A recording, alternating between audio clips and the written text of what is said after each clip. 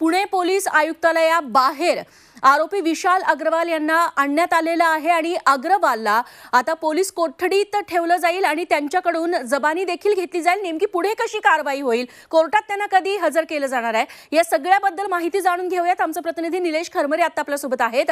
निलेश, या पुढे नेमकं काय काय प्रक्रिया असणार आहे, पोलीस कारवाई कशा पद्धतीने यापुढे बघायला मिळेल?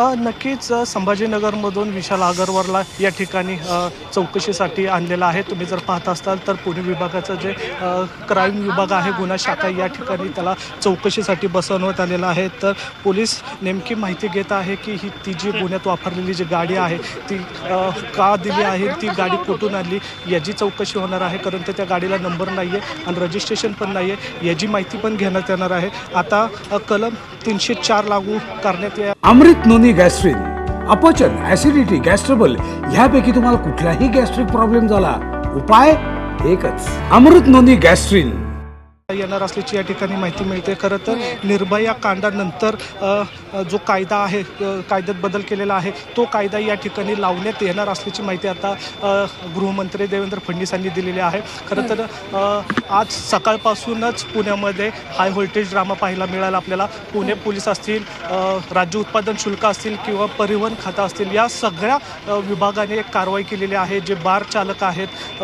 त्यांच्यावर सुद्धा कारवाई केलेली आहे, त्यांनाही अटक झालेली आहे। आणि आता या प्रकरणामध्ये एकूण 4 जणांना अटक झालेली आपल्याला पाहायला मिळत आहे। त्यातले जे 3 बार मालक आहेत त्यांना 3 दिवसाची पोलीस कोठडी मिळाली आहे। आता जे विशाल अग्रवाल आहेत त्याला ताब्यात घेतलेले आहे, त्याला या ठिकाणी चौकशी त्याची सुरू आहे। स्वतः पुण्याचे पोलीस कमिशनर या ठिकाणी बसून त्याची चौकशी करत आहेत। खरं तर गुन्ह्यात वापरलेली जी गाडी आहे ती मुलाला का दिली, इथूनच ते सुरुवात करणार आहेत। आणि जे बार मालक आहेत त्या बार मालकांची पण या ठिकाणी चौकशी होणार आहे। खरं तर अल्पवयीन मुलांना बारमध्ये येऊनच कसे दिले, हितनी ती सुरुवात होणार आहे। आणि आत्ताचे बातमी म्हणतात तर या ठिकाणी विशाल अग्रवालला संभाजीनगरवरून आणलेल्या आणि या ठिकाणी आता त्याची चौकशी चालू आहे। उद्या त्याला कोर्टामध्ये हजर करतील आणि त्यानंतर आपल्याला कळेल की नक्की त्याला किती दिवसाची जामीन मिळतो का कोठडी मिळते। खरं तर पोलिसांनी कोठडीचीच मागणी करतील असं या ठिकाणी प्रथमदर्शी दिसते, कारण तपासाचा भाग आहे।